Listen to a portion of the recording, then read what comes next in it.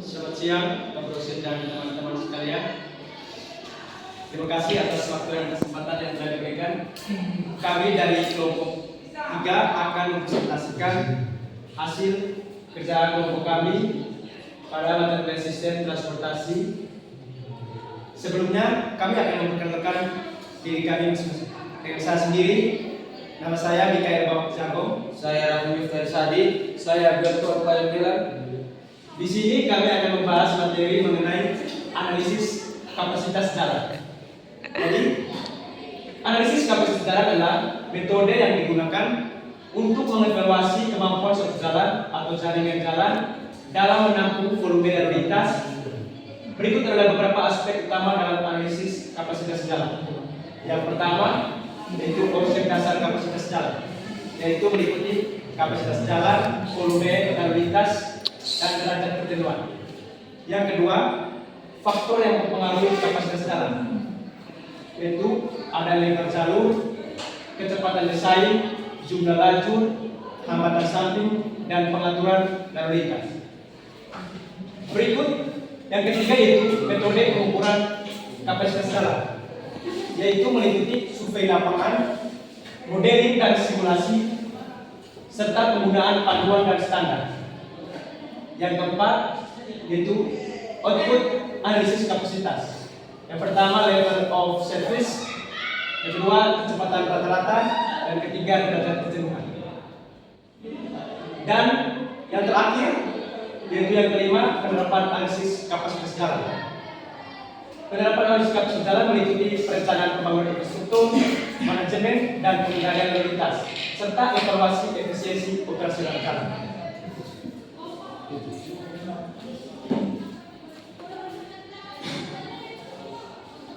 Berikut ini adalah komponen utama yang diperhatikan dalam analisis kapasitas. Yang pertama, volume lalu lintas. Mengukur jumlah kendaraan yang melewati segmen jalan dalam suatu satuan waktu tertentu seperti kendaraan per jam. Yang kedua, kapasitas jalan. Kapasitas jalan adalah jumlah maksimum kendaraan yang dapat dilayani oleh segmen jalan pada kondisi lalu lintas tertentu. Yang ketiga, kecepatan rata-rata. Mengukur kecepatan rata-rata kendaraan di suatu jalan. Kecepatan ini dipengaruhi oleh kondisi jalan, volume lalu lintas, dan pengaturan lalu lintas. Yang berikut, tingkat pelayanan. Loss merupakan indeks kualitas yang mengukur kenyamanan dan kelancaran lalu lintas. Yang berikut karakteristik jalan, termasuk lebar jalur, jumlah lajur, kehadiran jalur khusus, misalnya jalur bus atau sepeda, kondisi permukaan, dan desain geometris seperti tikungan atau tanjakan. Yang berikut, kondisi lalu lintas dan lingkungan. Faktor eksternal seperti adanya lampu lalu lintas, rambu lalu lintas, persimpangan, akses keluar masuk jalan, sehingga perilaku pengemudi dan cuaca. Berikut analisis periode puncak. Biasanya dilakukan analisis pada waktu puncak atau peak hour untuk menentukan apakah kapasitas jalan mampu menampung volume kendaraan yang tinggi, misalnya pada jam sibuk pagi atau sore hari. Faktor penyesuaian kapasitas. Faktor penyesuaian meliputi faktor lebar jalur, faktor pemisahan lalu lintas, faktor lingkungan, dan faktor distribusi arah lalu lintas.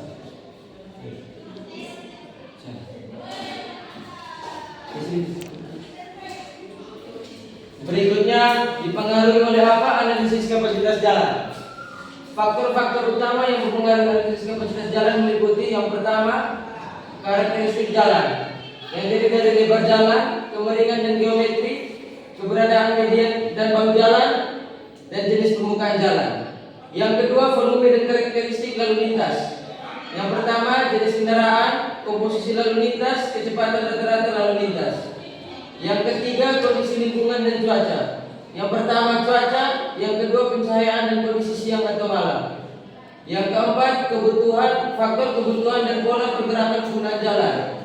Yang pertama, jam puncak, tipe area atau perkotaan atau pedesaan, pengaturan dan manajemen lalu lintas, rambu lalu lintas dan lampu pengatur, serta sistem manajemen lalu lintas. Yang kelima, pengaturan dan manajemen lalu lintas. Yang pertama, rambu lalu lintas dan rambu pengatur. Yang kedua, sistem manajemen lalu lintas. Berikutnya maksud dalam analisis kapasitas jalan. Dalam analisis kapasitas jalan, kapasitas merujuk pada jumlah maksimum kendaraan yang dapat melewati suatu ruas jalan atau persimpangan dalam periode waktu tertentu dan kondisi lalu lintas tertentu. Biasanya dinyatakan dalam suatu kendaraan per jam atau kendaraan per jam. Analisis kapasitas jalan melibatkan beberapa konsep penting seperti yang pertama, volume lalu lintas, yang kedua derajat kejenuhan atau degree of saturation, yang ketiga tingkat pelayanan atau level of service, yang keempat kecepatan perjalanan dan kepadatan. Analisis ini penting untuk perencanaan transportasi, penataan jalan dan mitigasi kemacetan, serta sering digunakan untuk pengambilan keputusan terkait desain, pelebaran jalan atau pembangunan infrastruktur baru.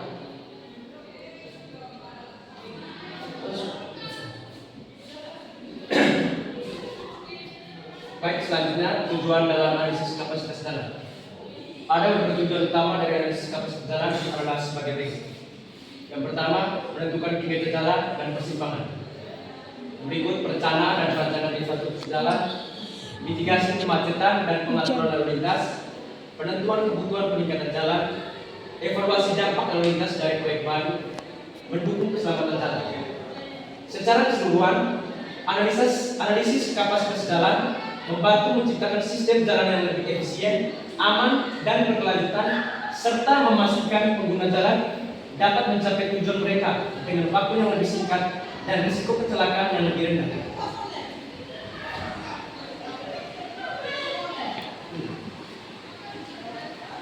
Yang berikut, fungsi dalam analisis kapasitas jalan. Yang pertama, penilaian kinerja jalan, perencanaan dan desain jalan, pengaturan dan pengendalian lalu lintas, mitigasi dampak lalu lintas proyek baru, pemantauan dan evaluasi kondisi lalu lintas, peningkatan keselamatan lalu lintas, perencanaan transportasi jangka panjang. Analisis yang berikut, model gravitasi jalan transportasi. Model gravitasi adalah salah satu pendekatan yang digunakan dalam perencanaan transportasi untuk memprediksi interaksi atau pergerakan antar dua wilayah. Dalam konteks transportasi Indonesia, model gravitasi sering digunakan untuk menganalisis volume pergerakan penumpang atau barang antar kota atau wilayah berdasarkan faktor-faktor jarak dan ukuran aktivitas ekonomi. Model gravitasi dalam transportasi sering diajarkan dengan formula berikut.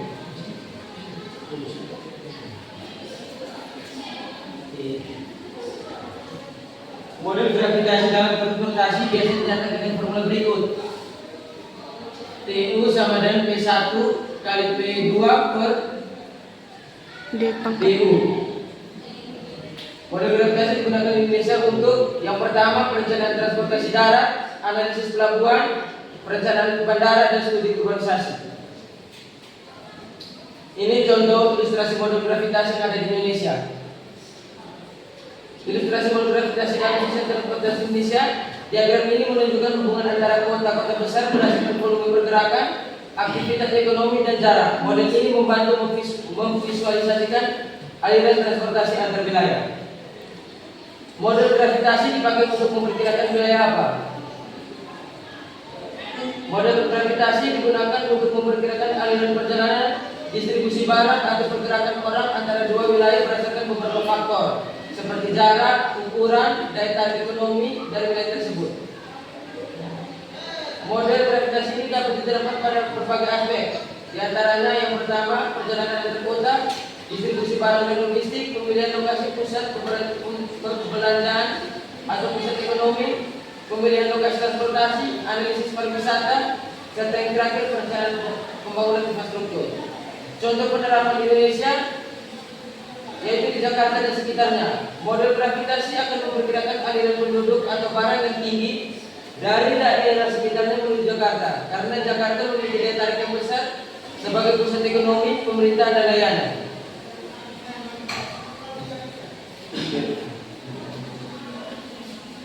Yang berikut, bagaimana model gravitasi itu digunakan? Model gravitasi digunakan dalam berbagai konteks untuk memperkirakan pola pergerakan atau interaksi antar wilayah seperti aliran perjalanan, distribusi barang, atau migrasi. Yang pertama, formula dasar model gravitasi. Yang kedua, penggunaan model gravitasi dalam berbagai aplikasi. Yang ketiga, aplikasi praktis model gravitasi di Indonesia. Yang keempat, proses penggunaan model gravitasi. Berikan contoh penerapan model gravitasi di kota besar untuk mengoptimalkan rute transportasi ini. Contoh penerapan model gravitasi untuk mengoptimalkan rute transportasi umum di Jakarta. Langkah-langkah penerapan. Yang pertama, identifikasi titik pusat dan tujuan. Yang kedua, pengumpulan data. Yang ketiga, model gravitasi. Yang keempat, penerapan pada rute transportasi umum. Yang kelima, evaluasi dan penyelesaian rute. Berikut simulasi lalu lintas dan permodelan transportasi mikro. Simulasi lalu lintas dan permodelan transportasi mikro adalah alat yang digunakan untuk menganalisis, merancang, dan mengoptimalkan sistem transportasi pada tingkat yang lebih rinci, terutama untuk lalu lintas di jalan-jalan kota atau kawasan tertentu. Yaitu yang pertama, simulasi lalu lintas. Yang kedua, simulasi lalu lintas meliputi jaringan jalan, kendaraan, lampu lalu lintas, dan kendali perilaku pengemudi kepadatan lalu lintas. Berikut tujuan simulasi lalu lintas: mengidentifikasi kemacetan, optimasi rute, analisis dampak infrastruktur, evaluasi kebijakan transportasi. Dan berikut alat untuk simulasi lalu lintas yaitu VISIM, Epson, Transmodeler, dan Sumo. Dua, permodelan transportasi mikro, yaitu yaitu elemen dalam permodelan transportasi mikro, meliputi kendaraan individu, interaksi kendaraan, jalan dan infrastruktur, serta sistem kendali lalu lintas. Berikut tujuan pemodelan transportasi mikro: menilai efisiensi rute, simulasi perilaku pengemudi, dan memahami pola pergerakan. Dan yang terakhir, alat untuk pemodelan transportasi mikro, yaitu VISIM, MEDSIM, SIM, Travis. Berikut contoh kasus simulasi lalu lintas dan permodelan transportasi mikro di Kota Maumere. Misalnya, kita ingin mengoptimalkan rute transportasi umum atau mengurangi kemacetan di Maumere. Kita bisa menggunakan VISIM atau Sumo untuk melakukan simulasi lalu lintas mikro. Dalam hal ini, kita akan mempertimbangkan hal-hal berikut. Yang pertama, jaringan jalan Maumere. Membuat model jaringan jalan yang mencakup ruas-ruas utama seperti Jalan Raya Maumere dan Jalan Pantai Koka. Yang kedua, kendaraan dan perilaku pengemudi, yaitu menyimulasikan kendaraan yang melaju di jalan-jalan utama dan melihat bagaimana interaksi kendaraan terjadi, seperti jarak antar kendaraan dan kemungkinan pengemudi yang mencoba menyalip atau berpindah jalur. Yang ketiga, pengaturan lalu lintas dan sistem kendali, yaitu menganalisis bagaimana lampu lalu lintas di persimpangan utama, misalnya di persimpangan Maumere Kota, mempengaruhi arus lalu lintas dan potensi kemacetan. Berikut transportasi umum, menggunakan simulasi untuk melihat bagaimana rute transit bis dan beroperasi, apakah ada potensi kemacetan dan di mana perbaikan perlu dilakukan. Yang berikut, analisis kemacetan, menggunakan model untuk melihat waktu tempuh di jam sibuk dan mengidentifikasi simpul jalan yang paling padat. Yang berikut, simulasi kebijakan, uji coba kebijakan seperti pembatasan kendaraan pribadi atau penerapan jalur khusus kendaraan umum untuk melihat apakah kebijakan tersebut dapat mengurangi kemacetan. Berikutnya, fungsi simulasi lintas dan permodelan transportasi mikro. Berikut fungsi utama dari simulasi lalu lintas dan permodelan transportasi mikro, yaitu yang pertama, menganalisis arus lalu lintas. Yang kedua, evaluasi pengaruh perubahan infrastruktur. Yang ketiga, perencanaan dan optimasi rute transportasi umum. Yang keempat, memodelkan perilaku pengemudi dan penggunaan jalan. Yang kelima, mengidentifikasi titik kemacetan dan masalah lalu lintas. Yang keenam, prediksi kinerja sistem transportasi.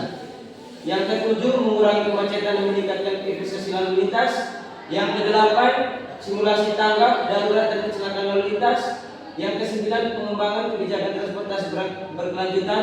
Dan yang terakhir, perencanaan dan pengelolaan transportasi perkotaan. Berikutnya pengaruh simulasi lalu lintas dan permodalan transportasi mikro. Berikut beberapa pengaruh utama dari simulasi lalu lintas dan permodalan transportasi mikro. Yang pertama, meningkatkan efisiensi alur lalu lintas. Yang kedua, mengurangi kemacetan. Yang ketiga, meningkatkan keamanan lalu lintas. Yang keempat, penghematan waktu dan biaya. Yang kelima, pengembangan kebijakan transportasi yang lebih tepat. Yang keenam, peningkatan kualitas transportasi umum. Yang ketujuh, perencanaan kota yang lebih cerdas. Yang kedelapan, meningkatkan pengelolaan sumber daya. Yang kesembilan, memprediksi dampak perubahan perilaku pengemudi. Yang kesepuluh, dampak terhadap lingkungan. Apa yang mempengaruhi simulasi lalu lintas dan pemodelan transportasi mikro? Berikut adalah beberapa faktor utama yang mempengaruhi simulasi lalu lintas dan pemodelan transportasi mikro. Yang pertama, karakteristik jalan dan infrastruktur. Yang kedua, volume lalu lintas. Yang ketiga, kondisi cuaca dan lingkungan. Yang keempat, perilaku pengemudi. Yang kelima, sistem pengaturan lalu lintas. Yang keenam, kepadatan dan distribusi penggunaan jalan. Yang ketujuh, faktor eksternal dan kebijakan pemerintah. Yang kedelapan, teknologi dan alat perangkat simulasi. 9, kapasitas jalan dan fasilitas transportasi. Yang 10, aspek sosial dan ekonomi. Bikin simulasi lalu lintas menggunakan metode penyelesaian transportasi mikro. Disimulasikan contoh kasusnya berikan rekomendasi desain ulang yang efektif dalam perincian jelas. Untuk membuat simulasi lalu lintas menggunakan metode penyelesaian transportasi mikro, kita akan mensimulasikan kasus kemacetan pada sebuah persimpangan utama di sebuah kota besar dengan tujuan mengoptimalkan desain persimpangan dan meningkatkan aliran lalu lintas. Simulasi ini akan dilakukan dengan menggunakan model mikro yang memperhitungkan perilaku kendaraan secara individu dan interaksinya dalam sistem transportasi. Berikut adalah penjelasan rinci langkah demi langkah untuk melakukan simulasi lalu lintas dan rekomendasi desain ulang yang efektif. Yang pertama, kasus simulasi persimpangan jalan utama di kota.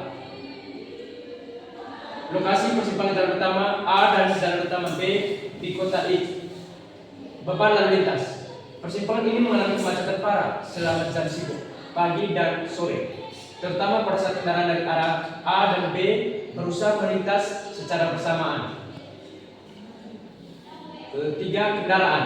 Ada kendaraan pribadi 80%, kendaraan pribadi 80%, bus 15% dan truk 5%. Data volume lalu lintas. Jalan A utara ke selatan 500 kendaraan per jam, jalan B timur ke barat 400 kendaraan per jam. Kecepatan rata-rata. Pada saat jam sibuk, kecepatan kendaraan berkurang drastis mencapai 20 km per jam di sepanjang jalan utama. Berikutnya langkah-langkah simulasi lalu lintas menggunakan model mikro. Yang pertama, menyusun data lanjut, yaitu volume lalu lintas, jarak antar kendaraan, data jalan, dan kecepatan berkendara. Yang kedua, menentukan parameter simulasi mikro, yaitu yang pertama, perilaku pengemudi, kepadatan lalu lintas, dan interaksi kendaraan. Yang ketiga, pemodelan dan simulasi. Yang pertama itu kecepatan kendaraan, yang kedua antrian kendaraan, dan yang terakhir pengaturan lalu lintas. Berikutnya hasil simulasi, yaitu kemacetan di persimpangan, penyempatan jalur bus, jalan A cenderung lebih padat. Rekomendasi desain ulang yang efektif. Berdasarkan hasil simulasi, beberapa rekomendasi ulang dapat diterapkan untuk mengoptimalkan aliran lalu lintas. Yang pertama, pengaturan lampu lalu lintas, yaitu lampu lalu lintas adaptif, prioritas untuk bus dan kendaraan umum, dan waktu lampu yang fleksibel.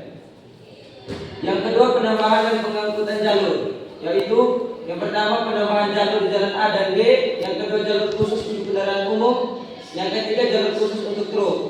Berikutnya penyusunan ulang pola jalur dan interaksi kendaraan yang terdiri dari pengaturan pembelokan dan manajemen kepadatan. Yang keempat, peningkatan infrastruktur jalan. Yang pertama, pelebaran persimpangan. Yang kedua, peningkatan infrastruktur transportasi umum. Yang terakhir kelima, penerapan teknologi transportasi cerdas atau ITS. Yang pertama, sistem pemantauan lalu lintas real time, dan yang kedua, aplikasi lalu lintas untuk pengemudi. Contoh desain persimpangan yang efektif. Yang pertama, penerapan lampu lalu lintas adaptif dan prioritas bus. Yang kedua, peningkatan kapasitas jalan. Yang ketiga, jalan khusus kendaraan berat dan bus. Yang keempat, peningkatan fasilitas transportasi umum.